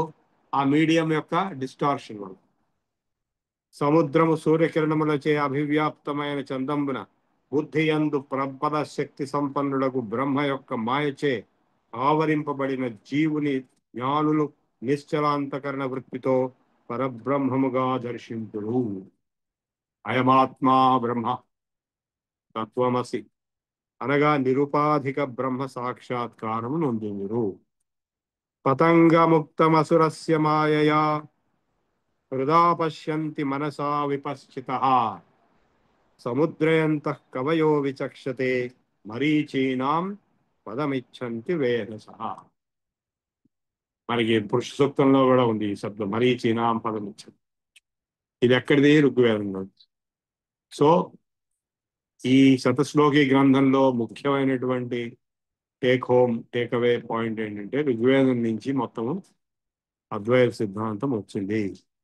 ఎందుకంటే ఋగ్వేదానికి ముందు వేరే పుస్తకం లేదు ప్రపంచం లేక. ఏకో భాను తద్దకద్ధ ప్రతిఫల అవశాద్భస్తమేకో కాదకంత నానాత్వం యాతి ఉపాధి స్థితిగతి సమతాం చాపి తద్వత్ పరాత్మా భూతేషు ఉచ్ఛావయేషు ప్రతిఫలిత వివాధాది తావత్ స్వభావ అచ్ఛిన్నోయ పరం తత్స్ఫుటం అనుపహశో భాతి తావత్ ప్రధానై. సూర్యుడు ఒకడే అయ్యును ప్రతిబింబ రూపమున పెక్కు జలాశయములందు శోభిల్ ఉన్నట్లు తోచి తత్తదుపాధి జల స్వభావమును అనుసరించి ఎప్పుడును నిశ్చలముగా నున్నట్లు మరి ఒకప్పుడు జలముతో పాటు పయనించినట్లును మలినుడగను పరిశుద్ధుడగను పెక్కు విధముల గోచరించి ఆ ఉపాధి ధర్మములచే అంటుపడక స్వస్వరూపముతో విరాజిల్లుచుండును. అట్లే పరమాత్మయు పలు రకములగు ఉపాధులయందు ప్రతిఫలించి ఆయా ఉపాధి ధర్మములు కలిగిన వాని వలె భిన్న భిన్న స్వరూప స్వభావములతో చరించియు ఆ ఉపాధి ధర్మములతో ఎట్టి సంబంధము లేక తన అసంగ స్వభావం ఎప్పుడునూ భాషించుడు. యద్వత్పీయూషరశ్మౌ దినకర కిరణైర్బింబితైరేతి సాంద్రం నాశం నైషం తమిశ్రం గృహగతమథవా మూర్ఛితైకాంస్య పాత్రే తద్వత్ బుద్ధౌ పరాత్మద్యుతిభిరనుపదం బింబితాభి సమంతాద్భాసంతే హ్రీంద్రియాన్ అస్య ప్రసృతిభి అనిశం రూపముఖ్యా పదార్థ. సూర్యకిరణములు చంద్రుని యందు ప్రతిఫలించి వెన్నెలగా రూపొంది, మనం ఏమనుకుంటాం మోడర్న్ సైన్స్ లో తెలిసింది, అంతకుముందు తెలియదు అనుకుంటాం. ఇది చంద్రుడు గ్రహాలు వాటికి సొంత కాంతి లేదు, సూర్యకాంతి వల్లే. వీళ్ళకి ఆల్రెడీ తెలుసు, వీళ్ళకి అన్ని తెలుసు, ఎప్పుడో తెలుసు. సూర్యకిరణములు చంద్రుని యందు ప్రతిఫలించి వెన్నెలగా రూపొంది రాత్రుల యందు కటిక చీకటిని నిర్మూలించును. లేక ఆ కిరణములే కంచు పాత్రలో ప్రతిఫలించి ఇంటింటి అందలి చీకటిని కూడా పోగొట్టును. అట్లే చైతన్య ప్రకాశము బుద్ధి యందు ప్రతిఫలించి వెంటనే ఇంద్రియాదుల ద్వారా వెలికి ప్రసరించుచు నామరూపాత్మకములకు పదార్థములకు ఎల్లప్పుడూ ప్రకాశింపు చేయుచు. ఈ ఆత్మతత్వమే, అదే దక్షిణామూర్తి స్తోత్రంలో విశ్వం దర్పణ దృశ్యమానగరీ తుల్యం నిజాంతర్గతం పశ్యన్నాత్మని మాయయా బహిర్గోత్తం అని చెప్పినట్టుగా లోపల నుంచి బయటికి రిఫ్లెక్షన్ కనపడుతుంది. అందుకే ప్రతివాడికి వేరు వేరు కనపడుతుంది. పూర్ణాత్మానాత్మభేదాత్ త్రిమిధమిహ పరం బుద్ధ్యవచ్ఛిన్నమస్య తత్రైవాభాసమాత్రం గగనమివ జలే త్రిప్రకరం విభాతి అంభోవచ్ఛిన్నమస్మిన్ ప్రతిఫలితమత పాదసో అంతర్బహిశ్చ పూర్ణావచ్ఛిన్న యోగే వ్రజతి లయం అవిద్య స్వకార్యై సహైవ. ఆకాశము జలమును ఆవరించియు జలమున ప్రతిబింబించియు జలమునకు లోపల వెలుపల అంతటా వ్యాపించియు ఇట్లు జలమున త్రివిధముగా నుండును. ఇందు జలమును ఆవరించియుండు ఆకాశమును జలావచ్ఛిన్న ఆకాశమనియు లోపల వెలుపల వ్యాపించే ఆకాశము పూర్ణాకాశమనియు పేర్కొంటుంది. జలములు ప్రతిబింబించిన ఆకాశము ఆభాస మాత్రమే గాని వస్తు స్థితి కలది కాదు. ఆభాసం అంటే లేనిది ఉన్నట్టుగా కనపడటం, వస్తుస్థితి అంటే ఉన్నది ఉన్నట్టుగా కనపడటం. జలములనేటి ఉపాధి నశించి జలావచ్ఛిన్న ఆకాశము పూర్ణాకాశ రూపము పొందినప్పుడు జలగత ప్రతిబింబము జలముతో పాటు విలయము చెందును. పూర్ణాకాశ రూప జలగత ప్రతిబింబము జలముతో పాటు విలయం. నీళ్ళే లేవనుకోండి, నీళ్లలో రిఫ్లెక్షన్ ఉండదు. అట్లే ఆత్మయు బుద్ధిని ఆవరించియు బుద్ధి యందు ప్రతిఫలించియు బుద్ధికి లోపల వెలుపల కూడా ఆవరించి ఉండును. మొదటిది బుద్ధి అవచ్ఛిన్న చైతన్యమనియు, రెండవది బుద్ధి ప్రతిబింబిత చైతన్యమనియు, మూడవది పూర్ణాత్మ అనియు చెప్పవచ్చు. జలగత ప్రతిబింబం వలనే బుద్ధి ప్రతిబింబిత చైతన్యము చిదాభాసు కూడా ఆభాస మాత్రమే గాని వస్తు స్థితి కలవాడు కాదు. బ్రహ్మజ్ఞానం వలన బుద్ధి అనడి ఉపాధి నశించి బుద్ధి అవచ్ఛిన్న చైతన్యము పూర్ణాత్మ రూపమును పొందగనే అవిద్య స్వకార్యమగు బుద్ధి ప్రతిబింబిత చైతన్యము చిదాభాసుతో కూడా విలయం చెందుతుంది. అందుకే మనోలయం అని చెప్తుంటారు, అమనస్కం అని చెప్తుంటారు. అంటే మనస్సుకి బుద్ధికి తేడా ఏంటి? మనస్సు బుద్ధి రెండు ఒకటే. మనస్సు అరబిందో చెప్పిందండి, intellect is higher mind and manas lower mind, అంతే, రెండు ఒకటే. అంటే ఇంటలెక్ట్ డెవలప్ కాని వాళ్ళకి మామూలు మైండే ఉంటుంది. దృశ్యంతే దారుణారోగ్యయుగ పదగణిత స్తంభమాత్ర ప్రయుక్త సంగీతం దర్శయంతో వ్యవహృతి పరాం లోకసిద్ధాం చ సర్వం సర్వత్రానుప్రవిష్టాదభినవ విభవాద్ అవదర్ధా సుబంధాత్ తద్వత్ సూత్రాత్మ సంజ్ఞాద్ వ్యవహరతి జగద్ భూర్భువ సువర్ మహాంతం. ఒకే మారు స్త్రీ రూపములకు పెక్కు కొయ్య బొమ్మలు స్తంభ సూత్రములచే ప్రేరితములై ఆడుచు పాడుచు తోలు బొమ్మలు, అట్లా కొయ్య బొమ్మలు లోకోత్తర వ్యవహారమును లోకసిద్ధ వ్యవహారమును సర్వమును ప్రదర్శించుచు ప్రేక్షకులకు ఆ బొమ్మలు సజీవములై స్వయముగా ఆడుచు పాడుచున్నట్లుండును. కానీ వారిని ప్రేరేపించినది సూత్రములు అంటే దారాలు తాళ్ళు. అట్లే సూత్రాత్మయు సర్వాంతర్యామి అయి, సూత్రాత్మ అనేటువంటిది సర్వాంతర్యామి అయి సర్వభూతముల యందును వర్తించు.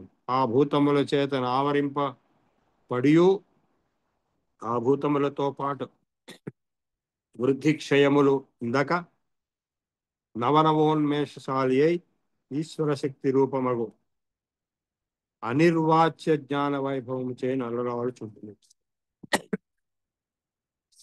మరియు తత్త బుద్ధీంద్రియముల ద్వారా లోకమును అన్నిటినీ ప్రకాశింపజేయుచు జ్ఞేయ పదార్థ జాతం అంతటితో అనుబంధం కలిగి ఉంది. ఇట్టి హిరణ్య గర్భ బ్రహ్మ సర్వభూతములందు విరాజిల్లుచు సూత్రముల వలె భూరాది మహర్లోక పర్యంతము సర్వము తస్వకార్యములను ప్రవర్తింపజేయచ్చు. భూ భువ స్వ మహా తైత్రీయోపనిషత్తులో వీటి గురించి ఎలాబరేట్ డిస్కషన్.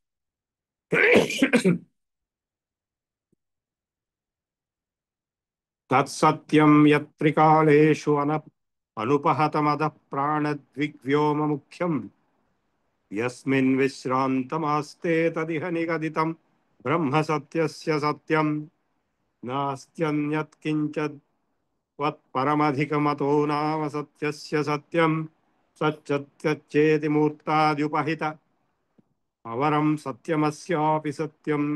ఏది త్రికాలముల యందును బాధింపబడదో అది సత్యము. మూర్తములకు పృథివ్యాప సత్యం అనే శబ్దం మనం ఇన్నాళ్ళు బట్టి వింటున్నాము. దాంట్లో రెండు శబ్దాలు ఉన్నాయి. సత్ అనేది ఒకటి, అది మూర్తములకు పృథివ్యాప తేజస్సులు సత్ అని వ్యవహారం కలిగి సత్యములుగా దోచినవి. అవి వినాశ స్వభావం కలిగి మర్త్యములుగా కనపట్టుడు చేయగాని సత్యములు కాదు. అమూర్తములకు ప్రాణ దిక్ ఆకాశ కాలాదు. ప్రాణానికి మూర్తి లేదు, రూపం లేదు, దిక్కుకి లేదు, కాలానికి లేదు, ఆకాశానికి లేదు. వీటిని అన్నిటి త్యత్ అన్నారు. ఆ సత్తు త్యత్తు రెండు కలిపి సత్యం అయింది. ఇది ఫస్ట్ టైం మనకి ఇక్కడ చెప్తున్నాడు. అది పరోక్షంగా నిర్దేశించ. ఇవి అమర్త్యములు, త్రికాలాబాధ్యములకు సత్యములని కొందరు చెప్పు. కానీ ఈ ప్రాణ దిగాకాశ కాలాదులు ఏ బ్రహ్మము యందు విశ్రాంతి లయము పొందుచున్నదో ఆ బ్రహ్మమే సత్యములకెల్లా సత్యం. సత్యం జ్ఞానం అనంతం బ్రహ్మ ఉంది కదా. ఆ బ్రహ్మం కంటే అధికము ఉత్కృష్టము లగునది ఇంకోటి లేదు. మరియు కొందరు నామరూపాత్మకము జగత్తులో రూప జగత్తు నామము నుంచి ఉద్భవించినది. నామ రూప రెండు ఉన్నాయండి. ఏది ఫస్ట్ ఏది సెకండ్? కొందరేమో రూప జగత్తు నామం నుంచి ఉద్భవించినది, రూప జగత్తు వినాశశీలమైనను దానికి కారణమగు నామము శబ్దము నిత్యము, ఇది త్రికాలాబాధ్యముకు సత్యమనియు చెప్పేది. అంటే ఇప్పుడు ఒక వస్తువు ఉందనుకోండి, ఆ వస్తువు పదార్థము, దానికి పదం అవుతుంది. పదం యొక్క అర్థమే పదార్థం. మీ మనస్సులో ఏదైతే ఇప్పుడు ఆవు అని అనుకోండి, ఆవు అనేది పదార్థమా భావమా? ఇప్పుడు బయట ఒక ఆవును చూసి ఆ ఒక్క ఆవు కాదు, అన్ని ఆ జాతి మొత్తము, అంటే నాలుగు కాళ్ళు ఇవన్నీ ఉండి తర్వాత ఇప్పుడు గోత్వం గురించి పతంజలి మహాభాష్యంలో చాలా డిస్కషన్. ఆవు అంటే ఏంటి? ఆవు అంటే నాలుగు కాళ్ళు ఉండి రెండు కొమ్ములు ఉండి తోక ఉండి అంటే అది బర్రెకి కూడా ఉంది, గాడిదకి కూడా ఉంటుంది. సో అది కాదు, కరెక్ట్ కాదు. మరి ఏంటి అంటే ఆ చివరికి బర్రెకు లేనివి ఇంకా జంతువుకి లేని మూపురం ఒకటి, దేశీయ అంటే జెర్సీ ఆవులకి మూపురం కూడా ఉండదు. దేశీ ఆవుకి అయితే మూపురం ఉంటుంది. అంతే, అన్నిటికంటే యూనిక్ అండి గంగడోల్ అనేది ఉంటుంది. అది మటుకు ఆవుకు ఒక్కదానికే ఉంటుంది, బర్రెకిను గాడిదకి గుర్రానికి వేడుకున్నది. సో ఇవన్నీ కలిపి ఏదైతే గోత్వం కౌనెస్ డిఫైన్ చేస్తున్నామో అది జాతి, క్లాస్, అది మన బ్రెయిన్లో ఉంది. ఇప్పుడు మా మనవరాలు 1.5 years నన్ను సరే తాత తాత అంటుంది. మా ఏజ్ గ్రూప్లో ఎవరు కనబడా తాత అంటు. టీవీ నడిచిన ఫోటో చూసిన తాత. ఇదేంట్రా అని చెప్పి క్లాస్ మొత్తం జాతీయ బ్రెయిన్లో ఉందన్నమాట. సో కాబట్టి నామం ముందొచ్చి తర్వాత రూపం వచ్చిందనేది ఒక సిద్ధాంతం.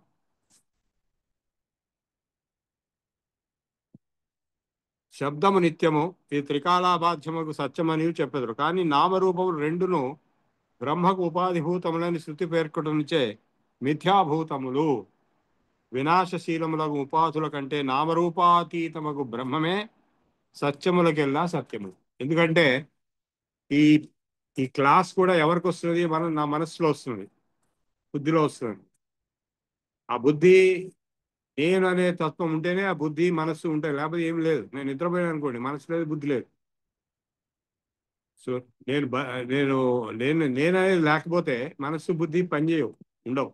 కాబట్టి నేను అనే చైతన్యం ఉంటేనే అందులో భాగాలే మనస్సు బుద్ధి ఇవన్నీ కూడా అందులో ఆ బుద్ధిలో కనపడేటువంటి ఈ జగత్తంతా కూడా కేవలం నామరూపాత్మకమైనటువంటి బుద్ధిగ్రాహ్యం మటుకే. సో త్రికాలాబాధ్యమగు సత్యమనియు త్రి అవస్థ అబాధ్యమగు సత్యం నేను అనేటువంటిది జాగ్రత్త స్వప్న సుషుప్తిషు స్ఫుటతర యా సమిదుజృంభతే యా బ్రహ్మాది పిపీలికాంతను శుప్రోత జగత్ సాక్షిణి సాయేవాహం నచ దృష్టవస్తు ఇది దృఢ ప్రజ్ఞాయస్యాస్తి చేత్ చండాలోస్తు సదు ద్విజోస్తు గురురిత్యేష మనీషా మమ. అంటే ఈ జాగ్రత్త స్వప్న సుషుప్తులు 3 అవస్థల్లో షటిలో అవుతున్నది ఎవరు? తమాషా ఏంటంటే ఒక అవస్థలో ఉన్నది మిగిలిన 2 అవస్థల్లో లేదు. ఇప్పుడు మీరు ఇక్కడ ఈ లెక్చర్ వింటున్నారు, ఇంకా సేపటి వెళ్ళి నిద్రపోతారు, అది వేరే లోకం, అది స్వప్న లోకం వస్తుంది. అక్కడ ఇదంతా ఏం లేదు. ఆ తర్వాత గాఢ నిద్ర వస్తుంది, సుషుప్తి, అందులో అసలేం లేదు. సో సుషుప్తిలో స్వప్నము జాగ్రత్త అవస్థ 2 అబద్ధాలు. జాగ్రత్త అవస్థలో మనం లేచున్నాం, చాలా గ్రేటు, సో అది కళ, అది నిద్ర అని చెప్పి మనం కొట్టిపారేస్తాం. అంటే ఈ జాగ్రత్త అవస్థలో ఆ మిగిలిన 2 అబద్ధం. స్వప్నావస్థలో మిగిలిన 2 అబద్ధం. జాగ్రత్త అవస్థ, సుషుప్త అవస్థలో స్వప్నావస్థ, జాగ్రత్త అవస్థ 2 అబద్ధం. కానీ మూడిట్లో ఒకటే సత్యంగా తిరుగుతున్నది ఎవరు? నేను. నేను అనేటువంటి చైతన్య స్వరూపం. ఆత్మ అంటే నేను. అందుకే జాగ్రత్త స్వప్న సుషుప్తిషు స్ఫుటతరయా సంవిత్ అన్నాడు. Ability to know, consciousness. జృంభతే యా బ్రహ్మాది, అది అందరిలో ఎక్కడుంది అంటే నాలో ఒక్కడిగా, మీలో కూడా ఉంది. బ్రహ్మాది పిపీలిక, బ్రహ్మ దగ్గర నుంచి పిపీల వరకు అందరిలో ఉంది. తను శుప్రోత జగత్ సాక్షిని, ఈ జగత్ సాక్షి. సాయేవాహం, అది నేను అని ఎవడు తెలుసుకుంటాడో, నతు దృష్టవస్తు, కనపడేటువంటి శరీరము, ఇల్లు, అడ్రస్సు ఇవన్నీ కాదు, అది నేను అని ఎవడైతే దృఢ ప్రజ్ఞలో ఉంటాడో వాడే నా గురువు అని శంకరాచార్యులు గారు మనీషా పంచకంలో చెప్పారు.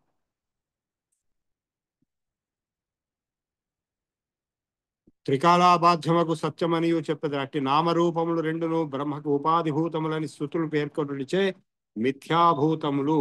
వినాశశీలములకు ఉపాధుల కంటే నామరూపాతీతముకు బ్రహ్మయే సత్యములకెల్లా సత్యం. అన్ని ఉపాధుల్లో బ్రహ్మ చైతన్యమే ప్రతిఫలించినప్పటికీ ఆ ఉపాధులన్నీ కూడా నిత్యములు కావు. కొంతసేపు ఉంటాయి, కొన్ని రోజులు ఉంటాయి, తర్వాత పోతాయి. అట్లు సత్తు త్యత్తు. ఇప్పుడు ఇవాళ తెలిసింది కదా, సత్తు త్యత్తు 2 కలిపితే సత్యమైంది. సత్ అంటే ఈ ఫిజికల్ ఎలిమెంట్స్, త్యత్ అంటే నాన్ ఫిజికల్ ఎలిమెంట్స్, ఆకాశము, కాలము, దిక్కు ఇవన్నీ. సో ఈ 2 కలిపింది సత్యం అని. ఏదైతే 2గా కనపడుతున్నదో మూర్తామూర్త ప్రపంచమంతయు మిథ్యాభూతము వినాశశీలమగుటచే మూర్తామూర్త మూర్త్యాదులు ఉపాధిగా గల మాయావచ్ఛిన్న ఈశ్వర చైతన్యం కూడా త్రికాలావాచ్యము సత్యం కాదు. మరి ఈశ్వరుడి సంగతి ఏంటంటే, ఈశ్వరుడు ఒక పోస్ట్, బ్రహ్మ కూడా ఒక పోస్ట్. అది కూడా పరబ్రహ్మం కాదు, అది కూడా ఒక టెంపరీ ఎగ్జిస్టెన్స్. కొన్నాడు అందులో విడిపోయి ఇంకోటి వస్తుంది. నెక్స్ట్ బ్రహ్మ హనుమంతుడు అని చెప్పి ఒక థీరీ ఉంది. ఇంద్రుడు కూడా 100 యజ్ఞాలు చేస్తే, మీరు ఎవరైనా ఇంద్రుడు కావాలనుకుంటే చెప్పండి, 100 యజ్ఞాలు చేయాలి. అవి అశ్వమేధ యాగాలు అట్లా చేస్తే మీరు ఇంద్రుడు అయిపోవచ్చు. అనగా నిరుపాధిక బ్రహ్మం కంటే అపరము కాన బ్రహ్మం ఒకటి త్రికాలాబాద్ సత్యస్వరూపుడు, సత్యములకెల్లా సత్యస్వరూపుడు బ్రహ్మయే. ఈశ్వరునొక మూర్తామూర్త రూపం రెండు కలవు, అందు మూర్తములకు సత్తనియు అమూర్తములకు త్యత్తనియు వ్యవహారం కలదు. ఈ రెండు కలిపి సత్యమని ప్రసిద్ధి. మూర్తముల సారము ఆదిత్య మండలము, అమూర్తముల సారము ఆదిత్య మండలాంతర్గత పురుషుడు. దేహము మూర్తము, మూర్త సారము నేత్రము, దేహగత ప్రాణాంతరాకాశములు అమూర్తములు. ఇది కామన్ సెన్స్, మనందరికీ తెలుసు. దేహం మూర్తం కానీ దేహంలో ఉండేటువంటి ప్రాణము ఇవన్నీ కూడా అమూర్తము. అమూర్త సారము దక్షిణాక్షిగత పురుషుడు.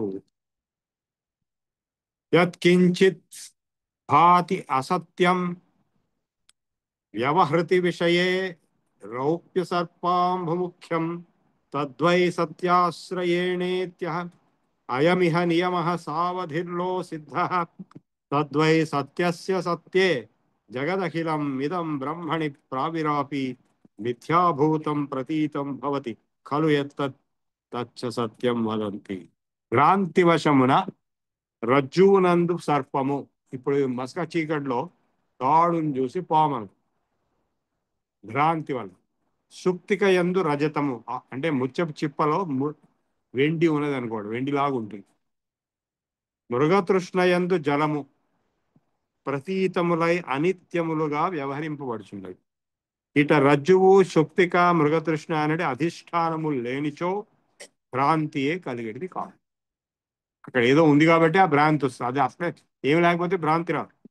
భ్రాంతియే లేనప్పుడు తన్మూలమగు సర్పాదులు ఎట్టు భాషించు. ఇట్లు భ్రాంతికి అధిష్టానం ఒకటి ఉండవలను, కానీ భ్రాంతి అధిష్టాన సత్యాశ్రయము అను నియమం లోకసిద్ధమైనది. సర్పాదుల వలనే జగత్తు కూడా అవిద్యా కల్పితము. భ్రాంతి సిద్ధ సర్పాదులకు అధిష్టానము ఉన్నట్లు అవిద్యా కల్పిత జగత్తుకు కూడా అధిష్టాన సత్యం ఒకటి ఉన్నది. ఏ అధిష్టాన సత్యమును ఆశ్రయించి అవిద్యా కల్పితమై జగత్తు ఆవిర్భూతమవుతున్నచో ఆ బ్రహ్మయే పారమార్థిక సత్యమని చెప్తుంది. మిథ్యా జగదధిష్టానాన్ని రవితాశ్రమంలో ఒక సెంటెన్స్. యత్ర ఆకాశావాకాశః కులయతి కళామాత్రతాం యత్ర కాలం యత్రైవాశావసానం బృహదివ విరాట్ పూర్వం సర్వాగ్నివాస్తే సూత్రం యత్ర వీరాసీన్ మహదపి మహత తద్ధి పూర్ణాచ్చ పూర్ణం సంపూర్ణానంద సంపూర్ణాదన్నవాదే అపి భవతి యదా పూర్ణమేకాన్నవాంభః. ఆకాశం కూడా ఎచట ఆకాశము లభించునో, ఆకాశమునకు కూడా ఎచట అవకాశం లభించునో, కాలము కూడా ఎచ్చట లవముగా తోచునో, దిక్కుల కూడా ఎచ్చట పరిసమాప్తి కలుగునో, త్రైలోక్య శరీరులకు విరాట్టు కూడా ఎవరి యందు అల్పముగా కనపట్టునో, గొప్పవని ఎంచబడిన అన్నిటికంటే గొప్పది అగు హిరణ్య గర్భ తత్వము ఎవని వలన ప్రాదుర్భవం చెందునో ఆ పరబ్రహ్మ పూర్ణములకు వర్ణవాదుల జలము కంటే సప్త సముద్ర జలము మహత్తరమై పూర్ణమై ఉప్పునట్లు పూర్ణములకు ఆకాశాదుల కంటే మహత్తరమై పూర్ణమై వెలుగును. పూర్ణమద పూర్ణమిదం పూర్ణాత్ పూర్ణముదచ్యతే పూర్ణస్య పూర్ణమాదాయ పూర్ణమేవ అవశిష్యతే. అంటే ఏంటి? పరబ్రహ్మం పూర్ణం, ఓంకారం. అందులోంచి వచ్చిన ఈ విశ్వం అంటే ఈ ఆకాశము ఇవన్నీ కూడా పూర్ణం. పూర్ణమాద పూర్ణమిదం పూర్ణాత్ పూర్ణం. ఆ పరబ్రహ్మం నుంచి ఈ పూర్ణం వచ్చింది, బయటికి వచ్చినా కూడా ఆ పూర్ణం అట్లాగే ఉంది. ఎందుకంటే అదే మాయ. ఆ పూర్ణ పరబ్రహ్మం యొక్క ప్రొజెక్షనే మాయా కల్పిత దేశకాల కలన వైచిత్ర చిత్రీకృతం. ఏది దక్షిణామూర్తి స్తోత్రంలో క్లియర్ గా చెప్పాడు కదా, బీజస్యాంకురివాంకురో ప్రాగ్ నిర్వికల్పం పుమ మాయా కల్పిత దేశకాల కలన వైచిత్ర చిత్రీకృతం. ఈ దేశకాల కలలా కల్పిత వైచిత్ర చిత్రీకృతమైనటువంటి ఈ విశ్వము మాయ చేత పరబ్రహ్మము యందు ప్రొజెక్షన్ గా కనబడుతున్నది. ఆ మాయ చేత కనపడే విశ్వంలో మాయావీవ విజృంభతి. ఎవరు చేస్తున్నాడు ఈ మాయ? ఆయన చేస్తున్నాడు. కానీ ఆయనకి ఈ మాయ అంటదు. మహాయోగి వయ స్వేచ్ఛయా is free, but all others are engulfed, మునిగిపోయి ఉన్నారు మాయలో.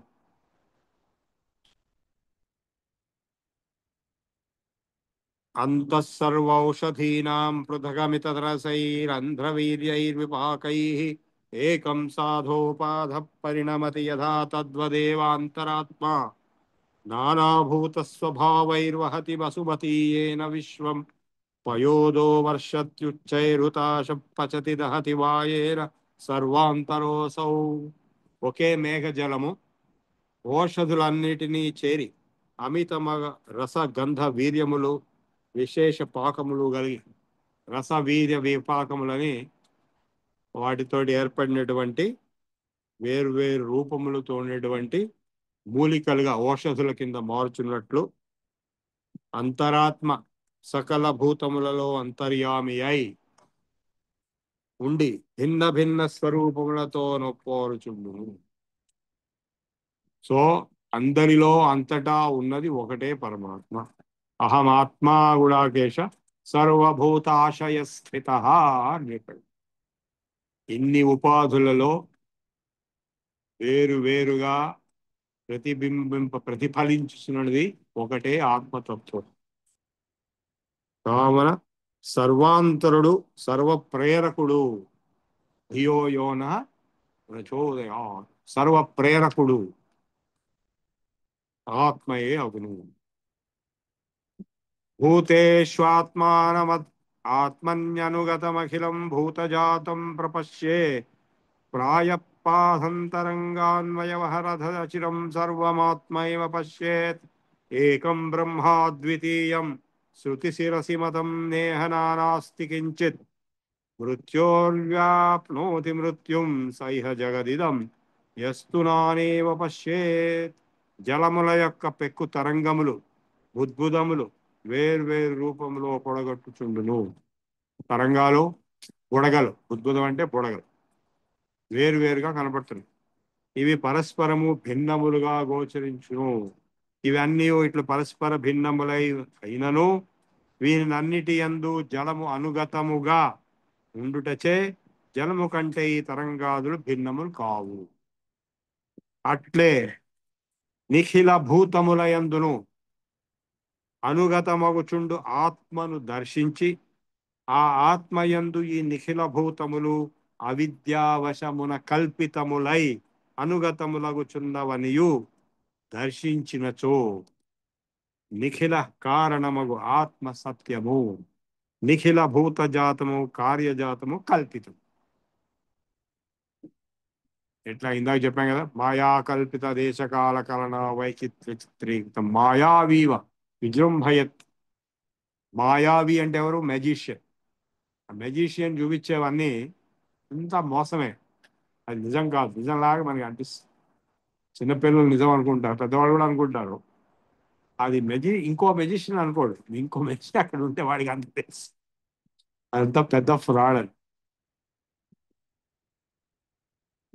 ఇప్పుడు ఈ సైబర్ క్రైమ్స్ ఫోన్ కాల్స్ వచ్చి నీ పేరు మీద ఉందని చెప్పి నా గంటగా వస్తే నేను పోలీస్ కమిషనర్ ఆఫీస్కి వెళ్ళి అది పట్టుకుని, అక్కడ పోలీస్ కమిషనర్ ఆఫీస్లో గేట్ దగ్గర ఎవడైతే నిలబడి ఉన్నాడో పోలీసు ఆడికి ఆల్రెడీ తెలిసిందంటే వాడు ఆయన వెళ్ళగానే చూపి అంటే వీడు పారిపోయినాడు అప్పటికే.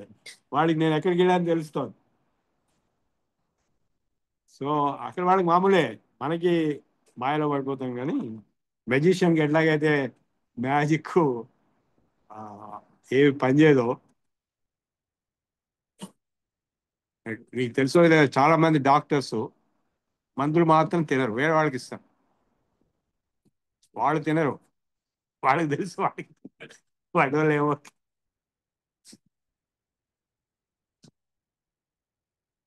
బ్రహ్మం ఏకము అద్వితీయము. బ్రహ్మ దర్శన విషయమున నానాత్వ ప్రసక్తి కొంచెం కూడా లేదు. ఏకమేవ అద్వితీయం బ్రహ్మ నేహ నానాస్తి కించన. అట్లుగాక బ్రహ్మమును అనేకము వలె చూచువాడు, లేదా జగత్తును బ్రహ్మము కంటే భిన్నముగా అనేకము వలె చూచువాడు మృత్యువు నుండి మృత్యువును పొందునని ఉపనిషత్తు ప్రతిపాదించింది. బృహదారణ్యకం. ఇప్పుడు ఇతర మతాల వాళ్ళు కూడా అదే ప్రాబ్లం. వాళ్ళు ఏంటంటే భగవంతుడు వేరు, ఈ జగత్తు వేరు అని చెప్తారు. భగవంతుడి జగత్తుకి ఏం సంబంధం లేదని చెప్తారు. మరి ఈ జగత్ ఎక్కడి నుంచి వచ్చింది అంటే జవాబు లేదు. సో అందువల్లనే వాళ్ళు అబద్ధపు వేదాంతంతో, అబద్ధపు తత్వంతో ఈ ప్రపంచాన్ని ముంచేస్తున్నారు అనమాట. ఎందుకంటే ఈ ఎన్వైరన్మెంటల్ పొల్యూషన్ అనేది కూడా దాని నుంచే వచ్చింది. బైబిల్లో చెప్పినటువంటి God is in seventh heaven, is ruling the universe, and universe is meant for exploitation by man for his enjoyment. Nature is meant for enjoyment. అనేటువంటి సిద్ధాంతమే ఎన్వైరన్మెంటల్ డిస్ట్రక్షన్ కి కారణం. సైన్స్ టెక్నాలజీలో ఎన్వైరన్మెంట్ ఎటుపోయినా మనకు సంబంధం లేదు, మనం ఎంజాయ్ చేయాలి అంతే. అందుకే అట్లా డెవలప్ చేసినవే డీజిల్ ఇంజిన్ ఇట్లాంటివన్నీ కూడా. వేరే మన సిద్ధాంతంలో ఆపోజిట్ ఉంది. భగవంతుడే ఈ లోకం, ఈ లోకమే అదే ప్రకృతి పురుషులు అని చెప్పి. సో ప్రకృతిని కూడా కొలుస్తాం మనం. ఇప్పుడు చెట్టుని, పుట్టని, చెరువుని ఎందుకు కొలుస్తున్నారు? అందుకే ప్రకృతిని కొలుస్తున్నారు. మూల ప్రకృతి అవ్యక్త, వ్యక్త వ్యక్త స్వరూపిణి అని చెప్పారు కదా. So original nature, manifest and unmanifest. Unmanifest అయితే ఏమవుతుంది? బ్రహ్మం అవుతుంది. మేనిఫెస్ట్ అయితే మాయ అవుతుంది. అన్మానిఫెస్ట్ అయితే పురుషుడు అవుతాడు. మేనిఫెస్ట్ అయితే ప్రకృతి అవుతుంది.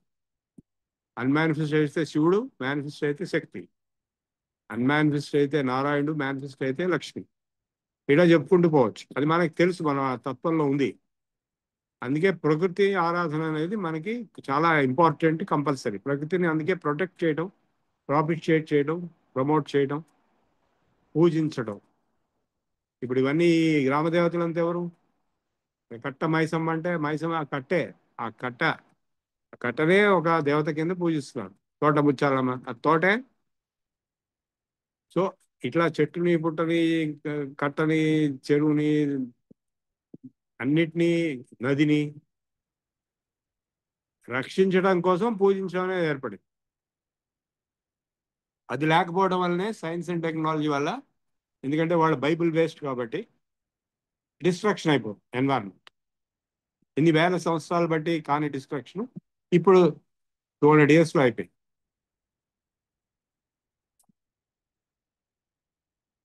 ప్రాక్ పశ్చాదస్తి కుంభాద్ గగనమిదమితి ప్రత్యయే సత్యవీదం కుంభోత్పత్తా ఉదేతి ప్రళయముపగతే పశ్యతీత్యన్యదేశం నీతే కుంభేవ సాకం వ్రజతి భజతి వా తత్ప్రమాణానుకారా విత్థం మిథ్యా ప్రతీతి స్ఫురతి తనుభృతాం విశ్వతస్తద్వదాత్మా.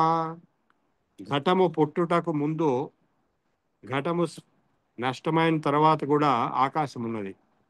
ఆకాశంలో ఘటం పుట్టక ముందు ఆకాశం ఉంది, ఘటం పుట్టిన తర్వాత ఆకాశం ఉంది, ఘటం పోయిన తర్వాత కూడా ఆకాశం. ఈ ఆకాశమునకు ఘటమునకు జన్మ స్థితి లయములతో ఎట్టి సంబంధం లేదు. వాని వలన ఆకాశం నందు ఎట్టి వికారము కలుగదు. అయినను ఘటాకాశం, ఘటము లోపల ఆవరించే ఆకాశము ఘటముతో పాటు జనించును. ఘటమునకెంత పరిమాణమో ఆ ఆకాశము అంతే పరిమాణము. ఆ ఘటమునకి అయ్యేది ఆకృతియో ఆకాశం కూడా అదే ఆకృతి. మరియు ఆ ఘటాకాశము ఘటమును తీసుకుపోయినట్లు చోట్లకెల్లా ఫలముతో ఘటముతో పాటు పోవచ్చు, ఘటముతో పాటు లయం చెందు అని ఈ రీతిగా ప్రాణులకు అందరకు మిథ్యా ప్రతీతి కలుగుతుంది. అట్లే పరమాత్మయు స్థూల సూక్ష్మ శరీరములతో జనించుననియు, ఆ శరీరములతో పాటు పరిమాణాకృతులను అందుచుండుననియు, వాటితో పాటు రాకపోకలు చేయుచుండుననియు, తుదకు ఆ శరీరముతో పాటు లయము చెందుననియు చెప్పుదురు. కానీ ఇది మిథ్యా ప్రతీతి మాత్రం. ఉపాధి యందు ఘటము యొక్క ధర్మములు ఆకాశమును చెందనట్లే శరీరోపాధిగత ధర్మములు ఆత్మనంటవు. నేను ఆత్మను అనేటువంటి దృఢ జ్ఞానమే మోక్షస్థితి. ఈ ఉపాధులకు పూర్వము తర్వాత కూడా ఆత్మ ఉన్నాడు, ఆత్మ నిత్యుడు. యావాన్ పిండోగుదస్య స్ఫురతి మధురిమైవాప్తి సర్వోపి తావాన్ యావాన్ కర్పూర పిండ పరిణమతి సదా మోదయేవాత్ర తావాం విశ్వం యావద్ విభాతి ధ్రుమనగ నగ నగరారామ దైత్య చైత్యాభిరామం తావత్ చైతన్యం ఏకం ప్రవికసతి యతో అంతే తదాత్మానశేషం. బెల్లము ఎంత పరిణామమో దాని మాధుర్యం కూడా అంతే పరిణామం కలిగి ఆ గుణఖండమును వ్యాపించి ఉండును. కర్పూర ఖండ పరిణామం అనుసరించే దాని పరిమళం కూడా వ్యాపించి ఉండును. అట్లే వృక్ష పర్వత నగర ఆరామ చైత్యాదులలో సుందరముగా విశ్వం ఎంత దూరం వ్యాప్తం ఎందునో అంతవరకు చైతన్యం ఒకటే వ్యాపించి విరాజిల్లుచుండును. అంతమున మరలని ఈ విశ్వము అధిష్టాన స్వరూపమగు ఆ చైతన్యమందే లయము చెంది సర్వము ఆత్మావశేషమగును. I'll close here.